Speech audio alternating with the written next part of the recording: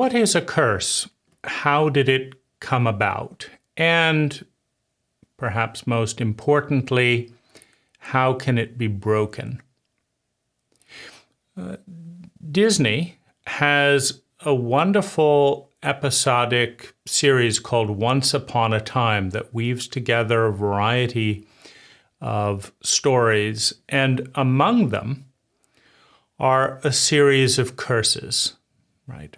The curse of forgetfulness, the curse of sleep, the curse of not knowing who your true family is, the curse of finding oneself in a delusional world, right? A variety of curses, the curse of feeling unloved because we forget the love that so much of the world has for us.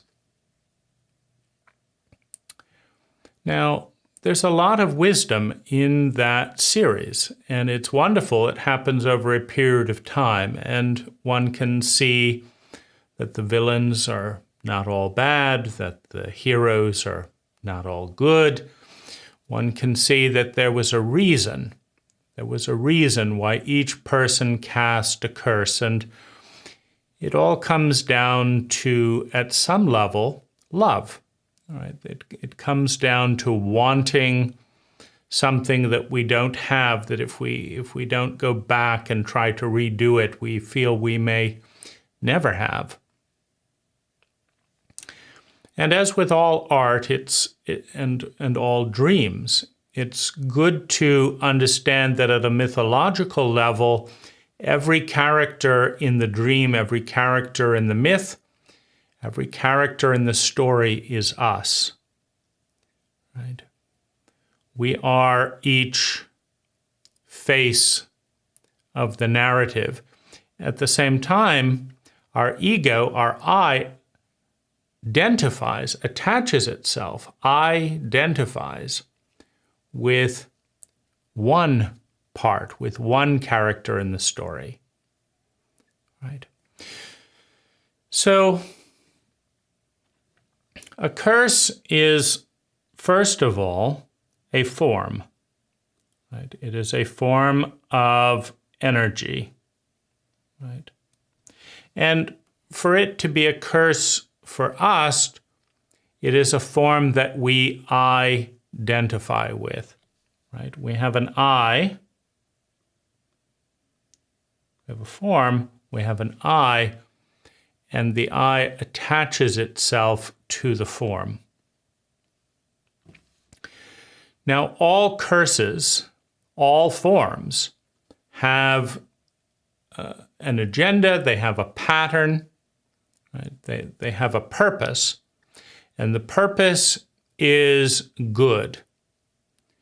Whether we cast a form that curses somebody else, whether we cast a form that curses ourselves, the purpose is good.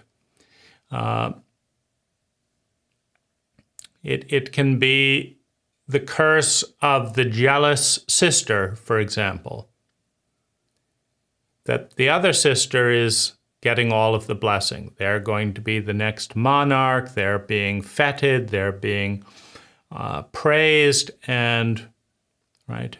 But the other sister is not. The other sister is being cursed by not living in a culture that honors the symmetry, right?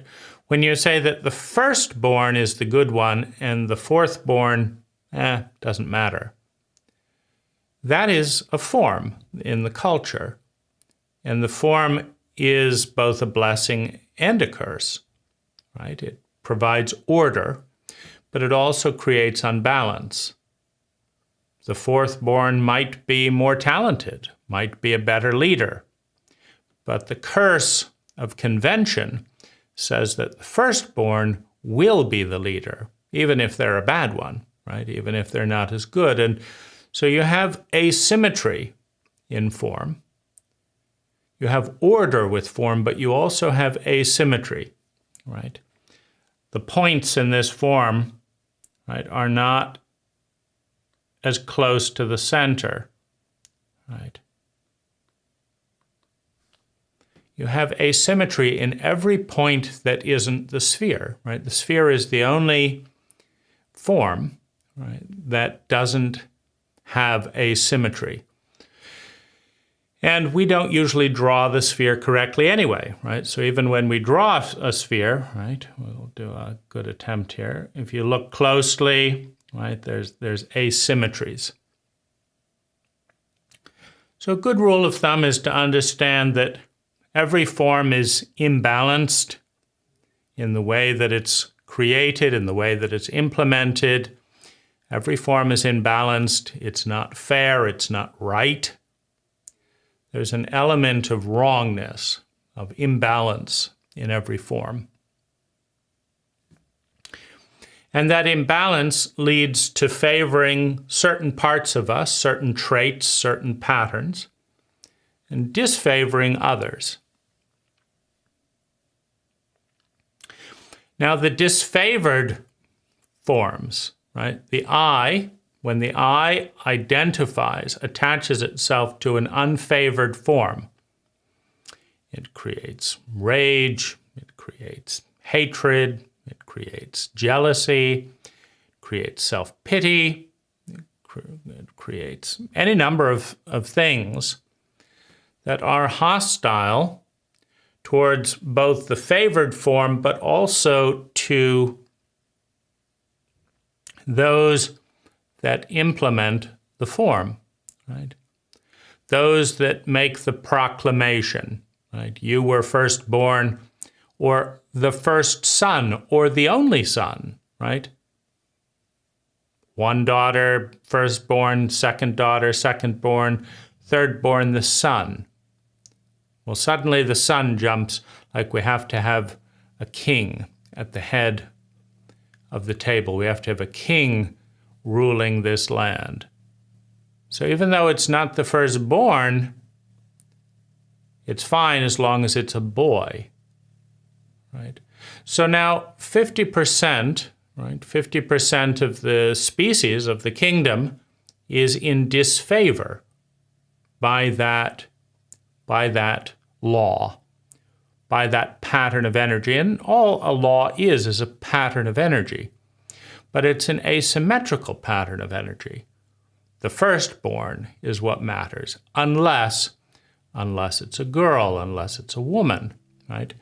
Then anything goes as long as we have the boy, as long as we have the man, right? So forms, right? Forms bring unfairness, asymmetry, with that a certain cruelty, a certain blindness. The form has a certain cruelty. It has a certain blindness, right? Because whenever you get involved in a pattern, you say something like, capitalism is always good. Well, that's a form. A form becomes dogmatic when you fail to look at the details. You say, are you saying that the neighbor selling a 6-year-old girl to prostitution to the highest bidder, are you saying that that's good, right? That the love, right? The love of capital, right? And getting the most capital, a 6-year-old girl will fetch more money in sexual slavery than a 20-year-old girl. Are you saying that that's good? Well, capitalism is always good, but, right? But you hold on to the form, right? The form is asymmetrical. It doesn't hold up in these areas, right?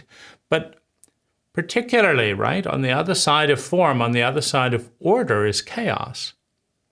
And the greater fear of any cult, of any culture, is the fear of the unknown that lies in chaos, that lies on the other side of the form. So the form is not fair, the form is not balanced, the form is not true, the form isn't right. There's anomalous data, There's stuff along the edges and it's not right. That's not right. Right? The form isn't true. It isn't true to its own form, but it also isn't true to reality. Right? Reality is spherical. Reality is vastly complex. 99.9% of reality lies in the unknown and the unknown unknown, right? And the form, the square, the triangle, the names that we seek to bring order to things, the forms that we impose, that we extrapolate out of the one, of the whole, of the sphere. They protect us from the vastness of the unknown, right? Your uncle comes home drunk, he beats the shit out of the kids. But without the uncle, you'd be out on the street, right? Right? Mom's a liar, mom's a cheat. Right? She never owns up when she's wrong, right? But without mother, you'd be out in the unknown. Right? So the forms are not right. They're not symmetrical. They're not true. They're unfair. They're cruel. And in many cases, they're insane. They're dogmatically held to. Right? Capitalism is always right. Communism is always bad. Communism is always right. Capitalism is always bad. Are you saying that it's bad that all those capitalist countries have 10 times the amount of food on their shelves? Are you saying that's bad? Communism is always right? Ideologies are forms, right? And the more brittle the form, right? The more brittle the form, often the more radically, the more extremely the form is imposed, sometimes in the most bizarre and hypocritical ways. Right? If you don't believe the word of the Lord Jesus and swear to abide by his thing, I'm going to kill you. What is the word of the Lord Jesus? Don't kill people. That's number one. Don't tell lies, right? Don't do this, but you're stealing and killing me if I don't. You don't believe Jesus. Why should I believe? Well, I'm going to kill you then, right? Because so you get into these extreme dogmas, right? Capitalism, it's for your own good. But if you don't realize that, we'll bomb you, right? For your own good, in case you choose communism, because we care about you, right? Communism is wrong. It's bad for you. Don't you understand it? Oh, you don't understand it. Here, let's napalm you. Right? Let's set Vietnam on fire, right? And pollute the atmosphere because we're really worried about you. So the forms are on some level lies. They're asymmetrical. They don't make sense. But they do protect us from the unknown. And in this way, the form is a blessing and it is a curse, right? It is a neutral shape. All forms except the sphere, the ideal, the one, the whole that is too big to grasp. All forms have a certain benefit and they have a certain liability. Now, the form was created at a time when it provided more benefit than not. You can think of a curse, for example, a mother saying you're never going to amount to anything, you're a piece of no good garbage, da-da-da-da-da-da-da-da-da. So what's going on there? Why does the mother attach herself to the form? Why does the child attach itself to the identity? Why does the child's I say that's me, right? And agree to that curse, to stand behind the bars of that curse. Why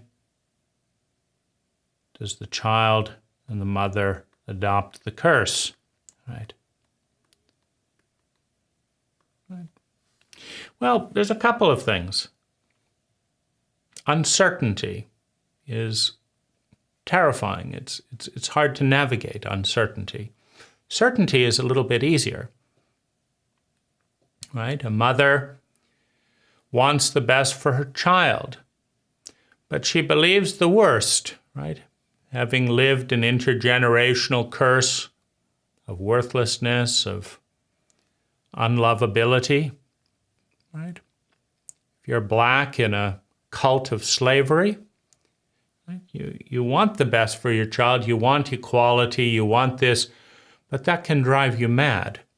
It can drive you mad in a cult where you and perhaps your family is killed for, right, seeking to protest slavery. Right? You want the best, but it's uncertain, right?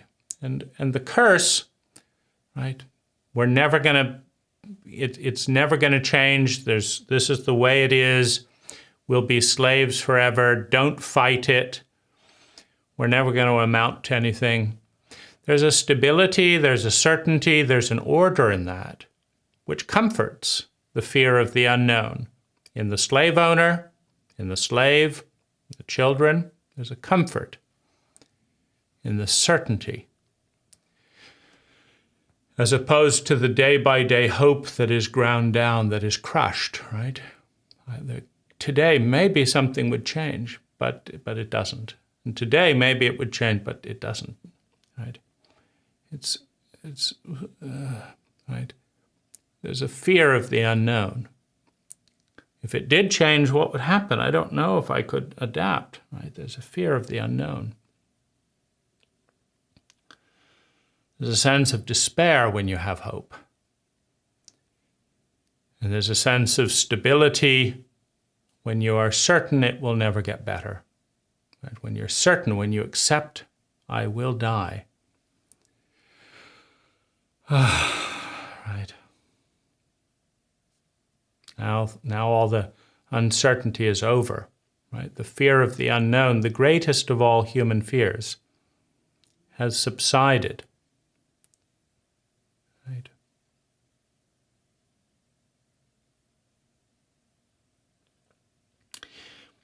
Now, let's follow that curse along, right?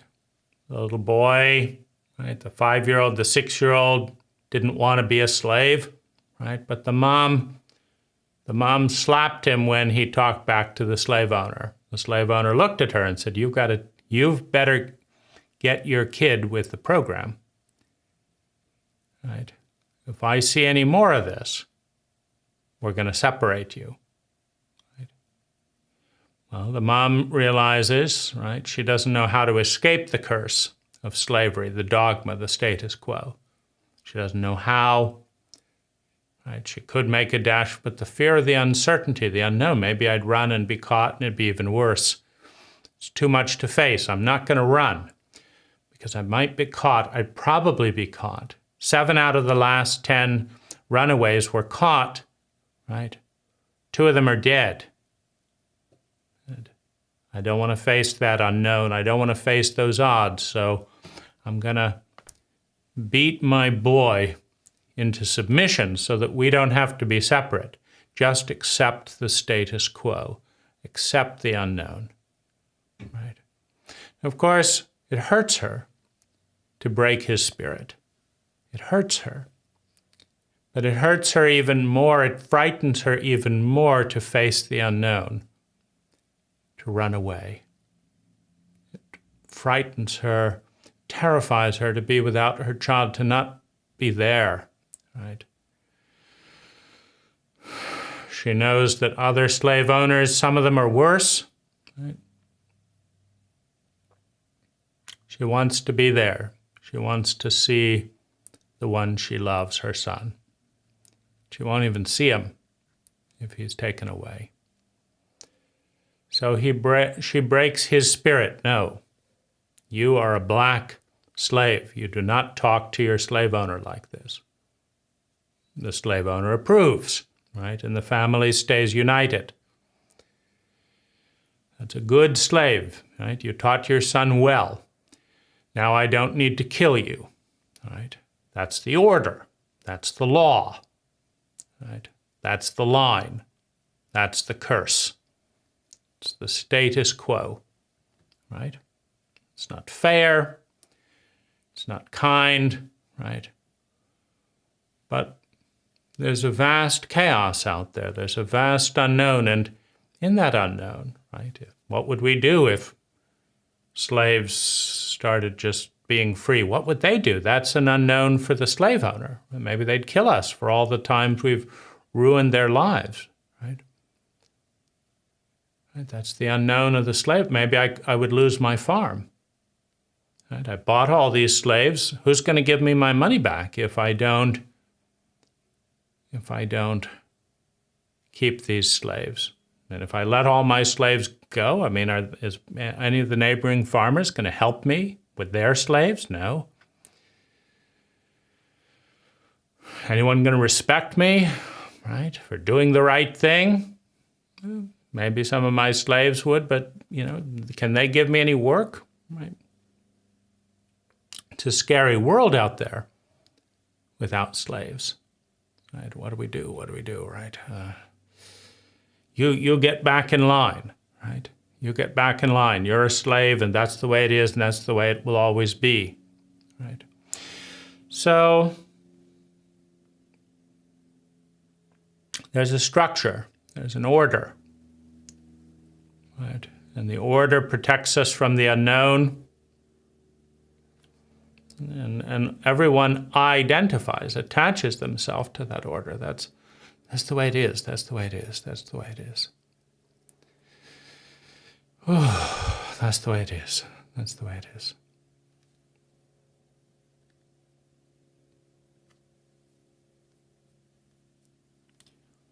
Right? There's sadness. There's grief. There's trauma. There's terror.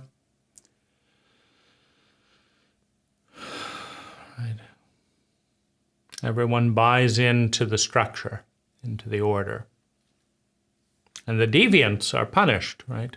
Anyone who breaks the order, right, is immediately attacked, bullied, ostracized, because they're not normal. They're not following the line, right, of the cult, of the code.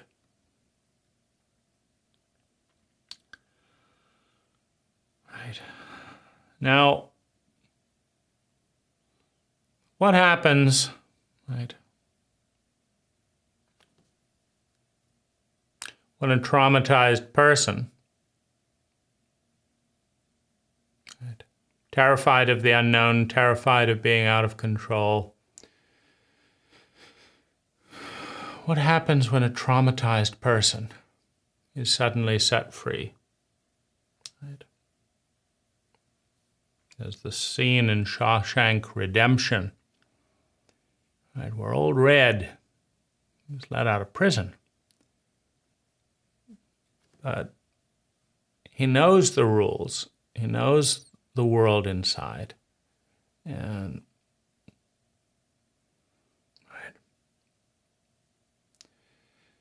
he doesn't know the world outside any longer. He's been in prison for 30 years. He has no idea how to relate to anyone outside of prison. It's a terrifying unknown, right? Part of him wants to kill himself. Part of him wants to go back to jail.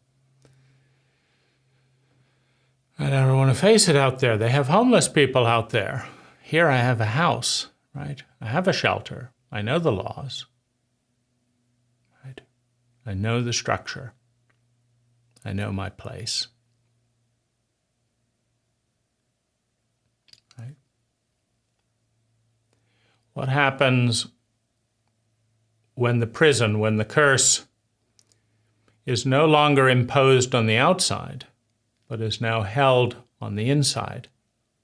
The elephant that will no longer make an effort to be free, because when they tried, they failed. Right? So the first thing to understand is that every structure is a blessing from certain orders of chaos, certain magnitudes of chaos, uncertainty, and worse curses, right? Right? If you are in a cult of slavery, and anyone with your skin color will be a slave or will be shot sooner or later, those are the odds. 1%. 1% make it to Canada or whatever, but statistically speaking, right, 99% of the time, you will be shot, imprisoned, or you will be a slave. Well, it's a good thing to be with a slave owner that doesn't rape women, isn't it? Rather than a slave owner that rapes the daughters and mothers of their slaves, right? You got one slave owner that rapes, you got another one that doesn't. Which is the better one, right? You got one slave owner that gets drunk and beats and kills anyone that talks back. And you got another slave owner that, as long as you do a good day's work, right, you get some courtesy, and if you don't, you get a whipping, but, there's no killing, there's no unfair drunkenness. And so you say, right? And what about work? Right? How many of us are slaves in a cult that sends us to work 12 hours a day for jobs that we hate but are afraid to leave? I don't like this job. Leave. I don't want to face the unknown. I don't want to face the void, the uncertainty. I don't want to learn something new. It could be worse. Right? So I stay in the job.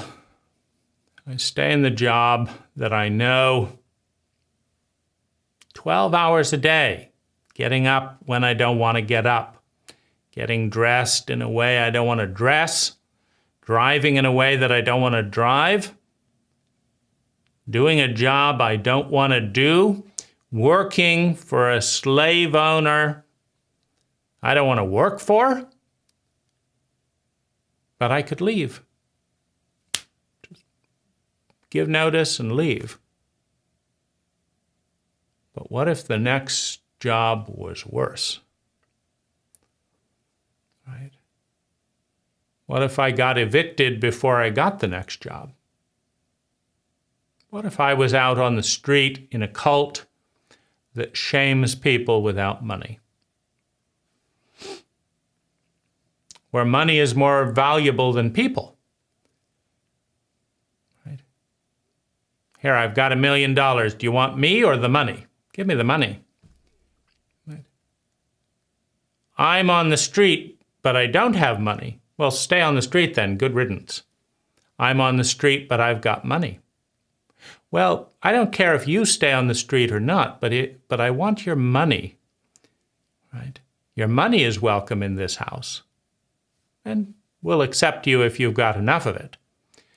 When you are less important than the money you make, and you're a slave in a job that you hate,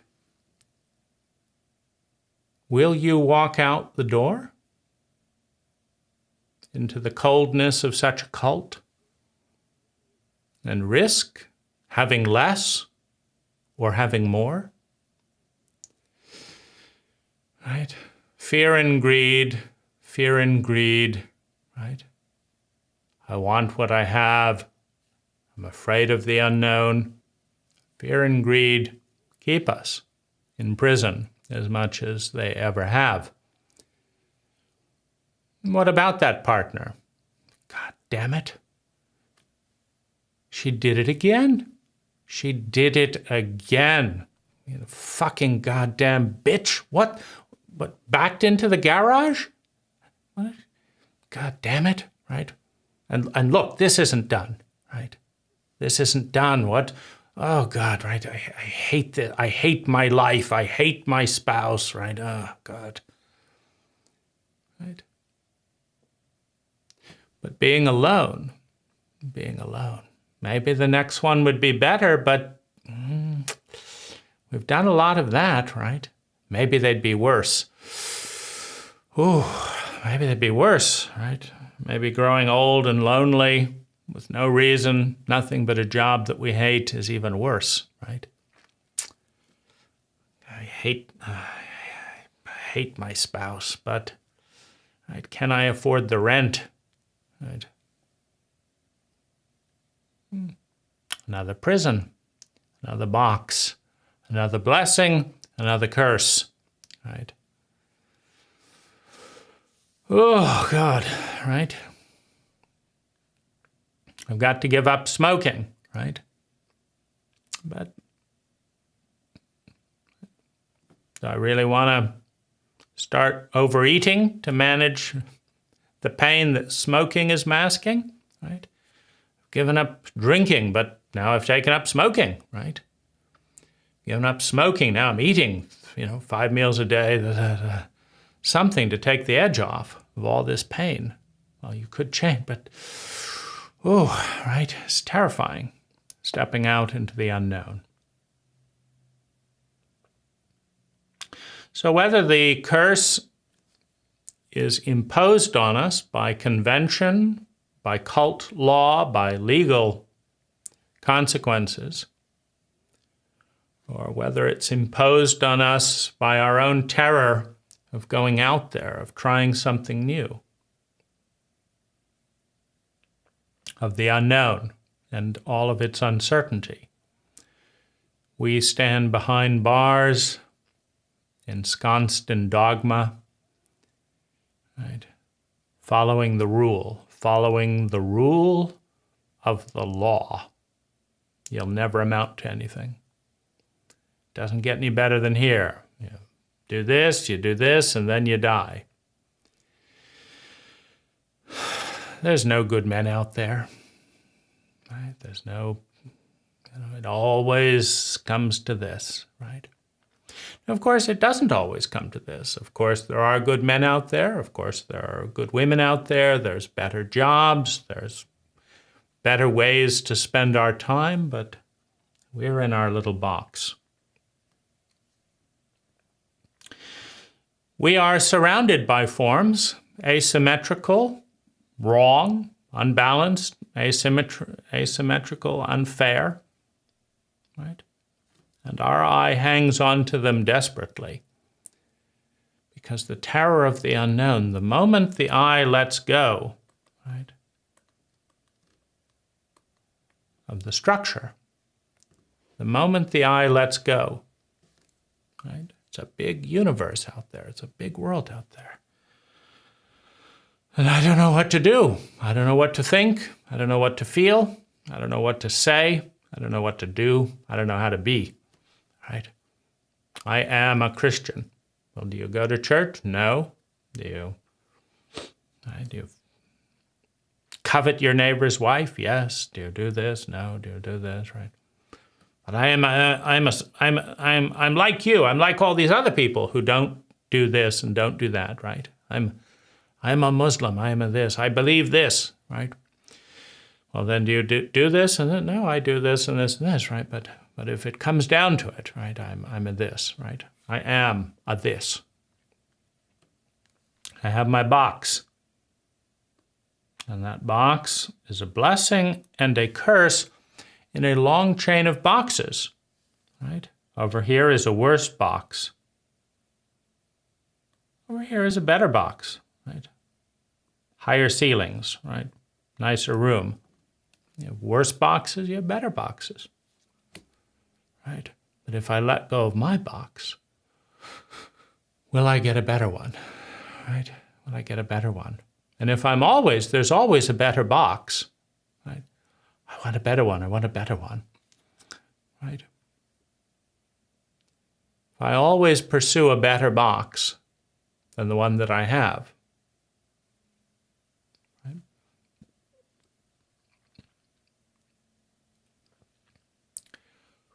Is it a life worth living, right? There are satisfiers and maximizers. The maximizers always want a little bit more, but they don't enjoy what they have as much as the satisfiers, who enjoy more than the maximizers enjoy more, right? The one that shops for every possible deal and is maximizing, and they get it, right? But then next year there was a better product. They should have waited, right? They don't enjoy the box that they're in. It's always a better one. Oh, my friend had that. My friend. Oh, look at that part. Oh, I should have had that one. I want her. I want him. Right? That's a better one. And I've got my lousy. I want a better one. Right? And then, oh gosh, look at all the fun they're having. Right? Right? I want a better one. Right? So the trap. The box of, right, there isn't enough. I've got to get something more. It's another box. It's not enough. It's got to get more, right? And there's always more. Oh, right. I'm rich, but now I'm only 43 on the Forbes 400. Right, only 43. I've got to get more, right? So the maximizers don't enjoy. They have the curse of greed, the curse of maximizing, always maximizing, right? The car has to be placed right here so it goes right out without a single turn. I've got to do this at 40 miles an hour so I catch 3 lights. I didn't catch the 3rd light. It's an outrage, right? I've got to do this so I can do this, right? There are maximizers and there are satisficers, right? And the satisficers have their own prison, right? Well, you could do so much more, right? But no, I'm satisfied the way that I am, right? It's just as much a prison. They enjoy themselves more, right? Because they're satisfied, but they could have so much more, right? Right. We have our boxes. There's always a better one. There's always a worse box, right? We stay comfortable in the box we're in, we don't grow. If we frantically chase a better box all the time, we don't enjoy the boxes we're in, and we just end life having chased one thing to another and never, ever feeling satisfied, right? So how do we release ourselves from a curse? Well, the first thing to understand is that we're releasing ourselves into another blessing and another curse, right? The tree, right, in its first year, 1 inch, right, grows another layer, 2 inches, right, 3 inches, rungs of a tree, right? So we're releasing ourselves into what? Hopefully a new structure, a new pattern of thinking, feeling, speaking, doing, and being. It's more expansive than the structure that we're in. A new pattern.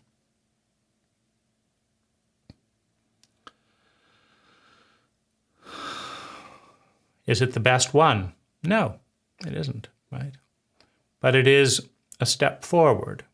If you're going on a journey and you're at milestone number 3,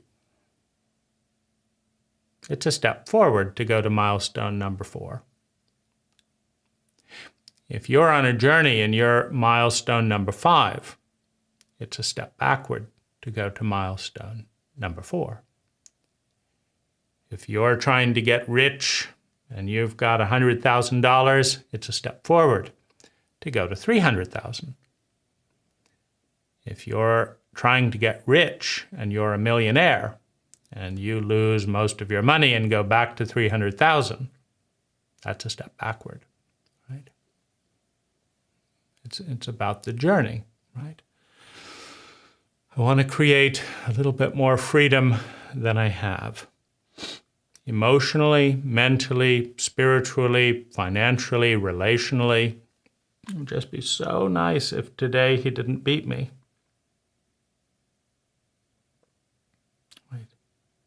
Now it would be really nice if he didn't beat me for a week, right? He didn't beat me today. Oh, what a relief, right? But that gets boring after a while. Like, he didn't beat me, right, for a month, right? Oh, that's heaven, right? If only I could have a crust of bread, right? Crust of bread. How about croissant, right? 5 croissants, right? Foie gras, right? An unlimited, right? It's all about a journey, right? We go from one form to another.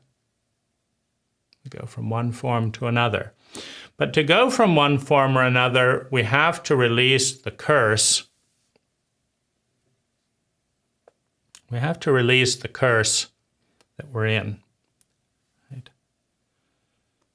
We have to let go of the old structure.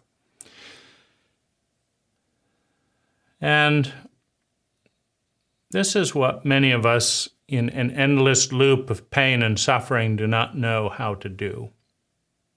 How do we break the curse? I hate myself. I hate myself for hating myself. I want revenge on the people that did this, right? I can't stand the part of me that went along with that, right? Why didn't you fight, right?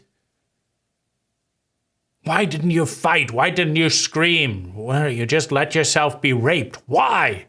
Right? I hate you, right? You just laid there. What's wrong with you? Right? Certain Muslim families will kill the daughter because she wouldn't fight off a rape. Right? And that's oppression on the outside, right? What do you do about that prison? But there's other times, right? It's like someone came in, I knew they meant me harm in some way, and I just did nothing. Like, oh God, right? And everyone else, why didn't you, right? That's a curse in another form, right? Ignorance about trauma, ignorance about shame, ignorance about intergenerational abuse. Right? Ignorance about the fight, flight, freeze pattern. Ignorance is a curse. How did you fall asleep again? Right?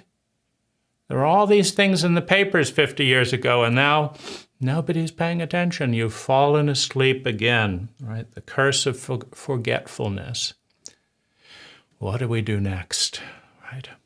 So, how do we break the curse? Well, the first thing to understand is that at one time it was a blessing, right? When you're 5 years old and you're being raped by dad or an uncle,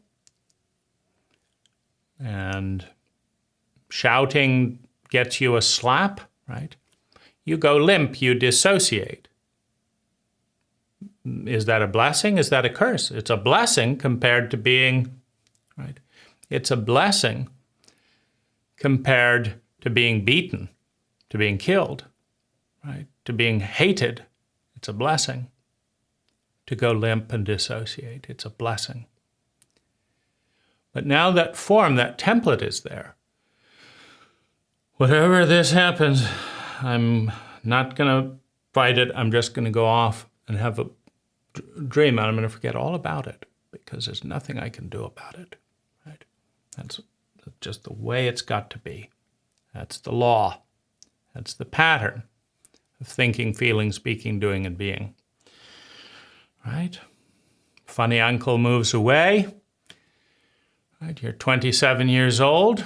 Someone comes to rape you. Right? You know the pattern. You know the law. I dissociate. I go this, that. But it's a different reality.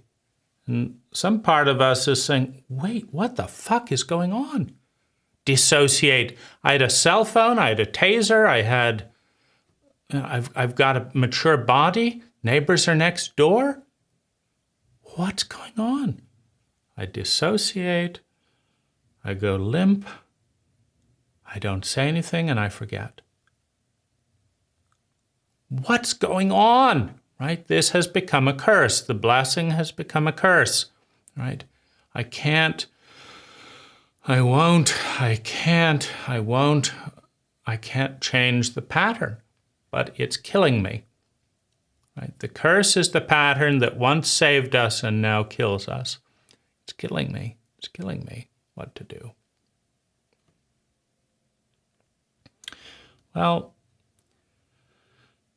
all patterns, right, are on the continuum of love, right?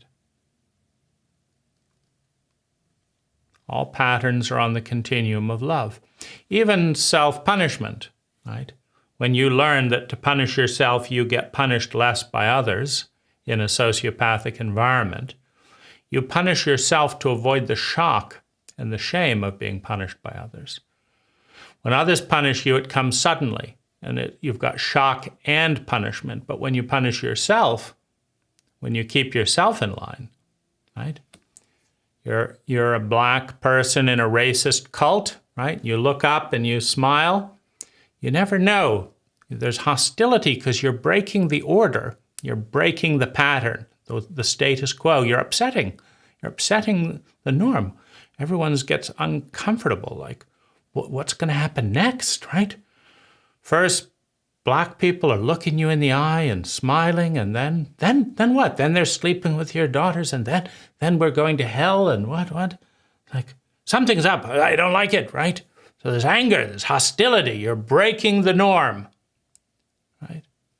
But hey, I'm not going to punish myself for your stupidity, but then you get whacked, right? Then 5 people come and lynch you. See, now I've got punishment and shock and hopelessness and disorientation myself, like I thought I could do something, and oh gosh, right? So I'm going to punish myself. I'm going to look down. No, I'm not looking you in the eye. I'm not, no. I know I'm less than. I know what the order is, and I'm going to do it. Why? Why do you punish yourself like that? You know you're a valuable person, right? Because, yeah, this feels shitty, but there's no shock and surprise, right?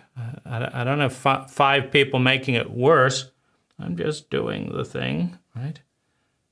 Yeah, it's not fair, it's shitty, it's wrong, it's cruel, but I can survive this. I can look down and I can survive. I don't know if I can survive the gang. I don't know if I can survive the lynching. All right, so I'm going to stay in prison. All right, don't think. No, I'm not looking at your job, Mr. Boss. No, I would never dream of disagreeing with you, abusive spouse. No. Of course, you're right. You're always right. Always right. Right. No, I'm not criticizing you, you dumb fuck of a boss that can't get anything right. No. I'm not, nothing. No.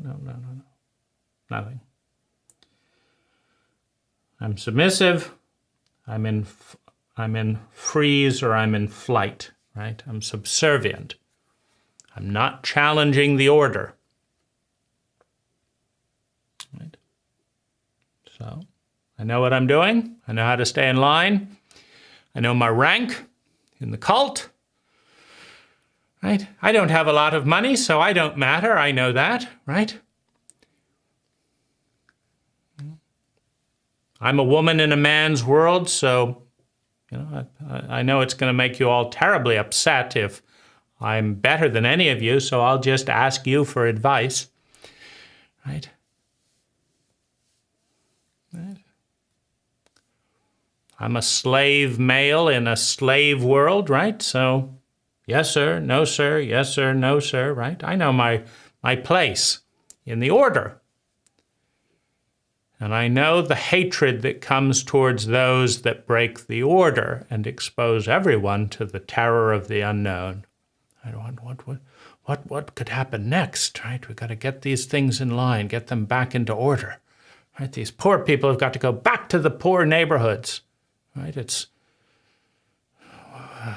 Nobody wants to live here. What's going on here, right? These people and these people, mixed genders, right? Can't have girls in boys' schools.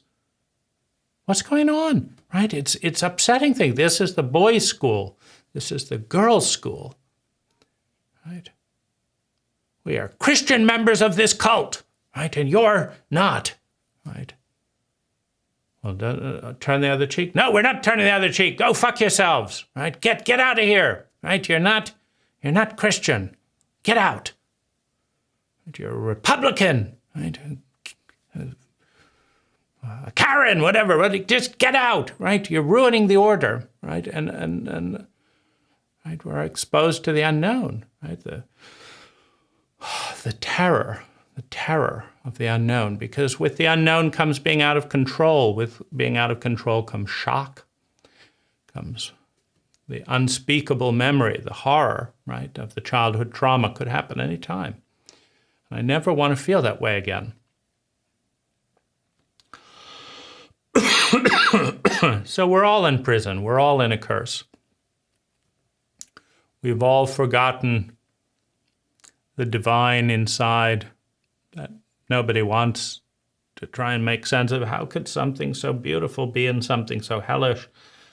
How could a valuable person like me be in this relationship? Why? What? It makes no sense. I don't know what to do, right? And I don't want to face the unknown. We have to, right? We have to remember and honor the situation often several generations ago in intergenerational abuse and intergenerational curses, right? We don't talk about that. And we don't talk about why we don't talk about it. Well, you can't wake up in a cult, in a family that won't talk about the curse. Right? You can't wake up in a cult that won't talk about the curse. Right?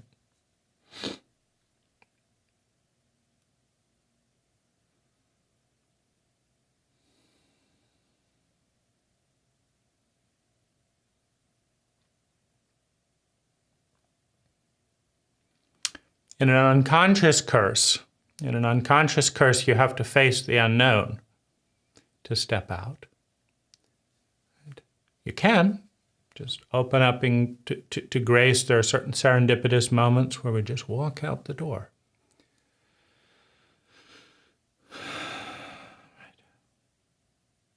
Right. Step out of the unknown.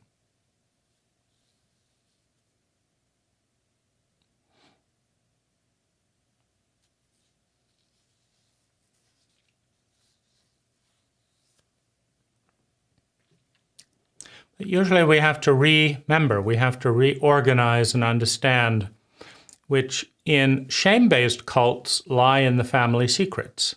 In shame-based cults, right?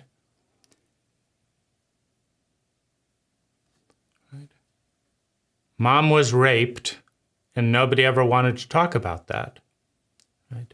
So mom went to drink to manage the shame.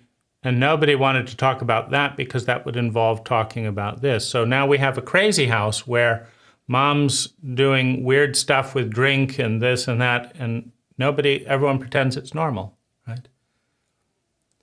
How can you unravel that curse, right? How can you break the cycle when it can't be talked about it, when you have taboos, right? So the first thing is to look at it. Right? The first thing is to look at it. Right? We've got to look at the pattern, at what's going on. The second thing we have to do is to understand that it was the best thing at the time. So it's great when you rewrite history, right?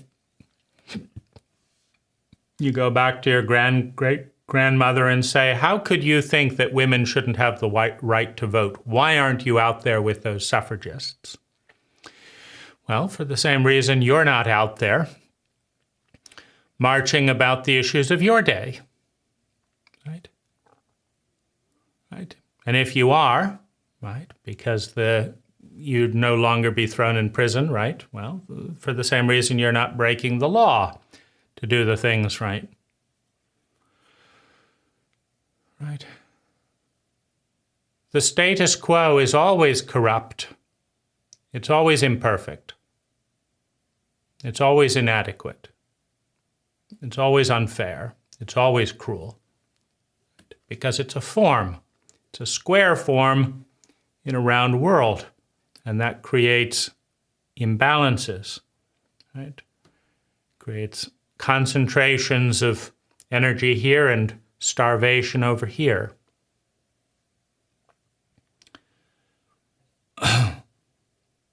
You have to understand that it was the best thing at the time with the identity, with the pattern of thinking, feeling, speaking, doing, and being that was given. That it was love at the time.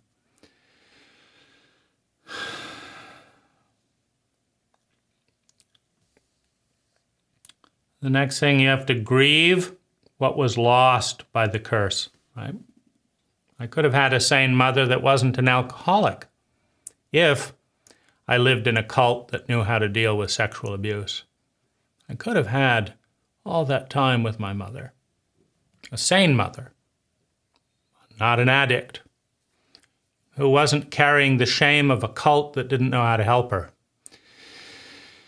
Right? When you have ignorant, right, psychologically, emotionally, sexually ignorant cults, they are inadequate. Right? But in a shame-based cult, the inadequacy of the cult gets passed on to the inadequacy of the victim. Right? You were raped. No, I wasn't raped. You all facilitated a rape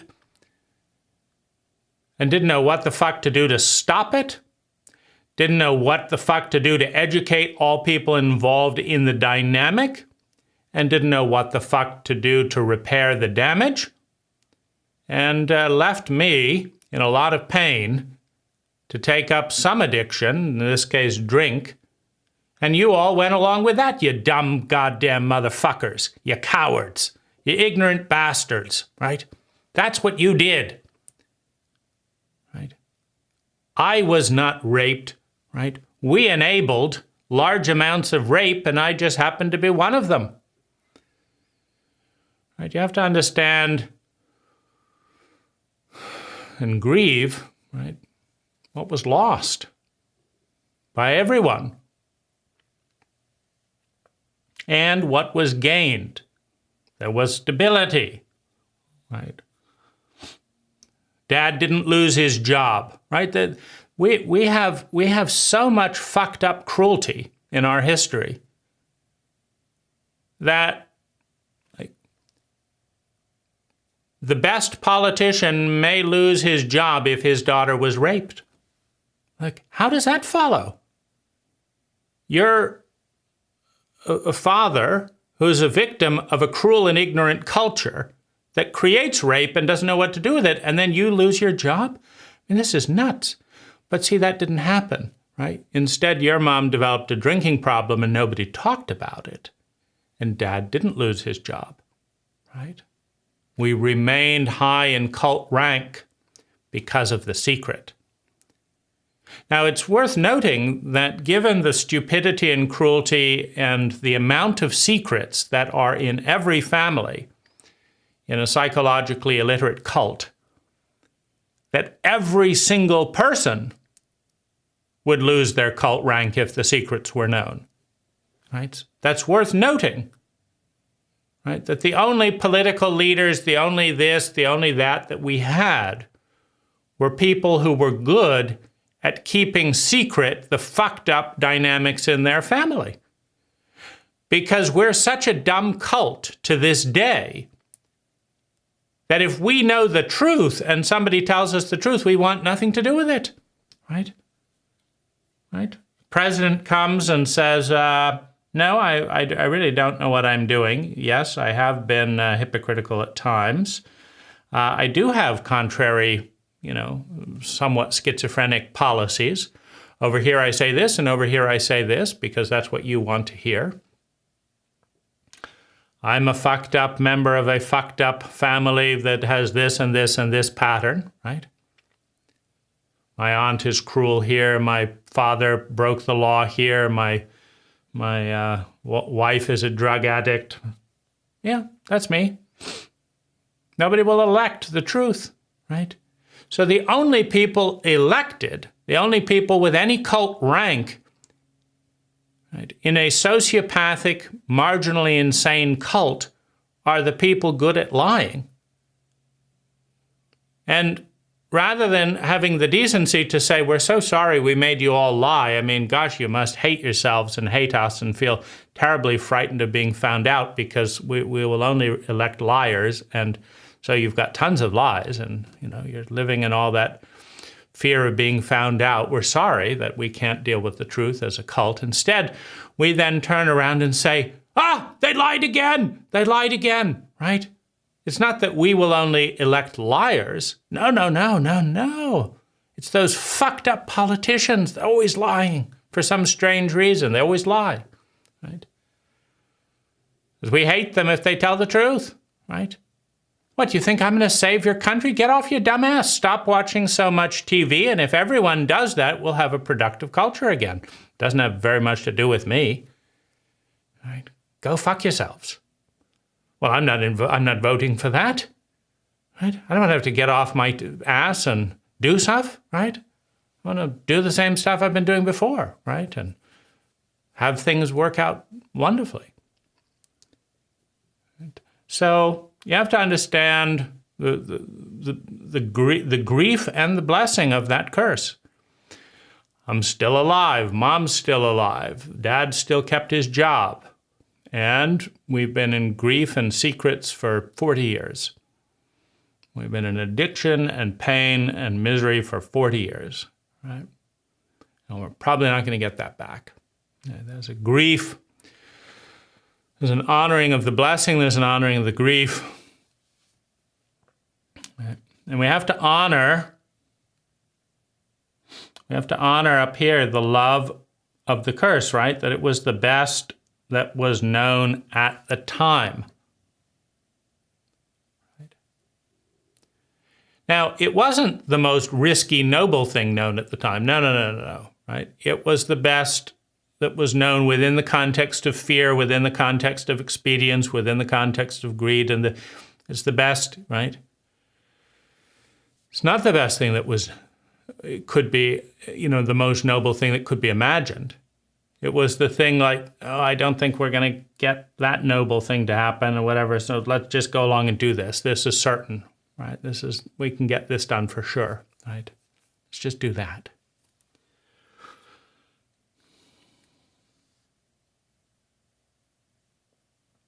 Now, discharging the grief and the appreciation for the gift of the gift of that curse, right? The curse of that gift.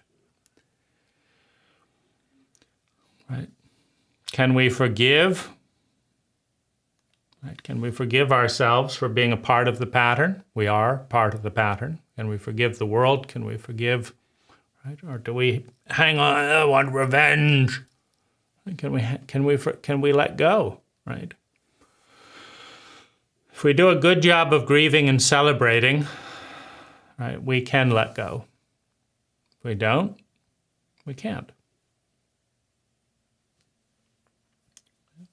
Can we let go? And find what? Can we let go of these bars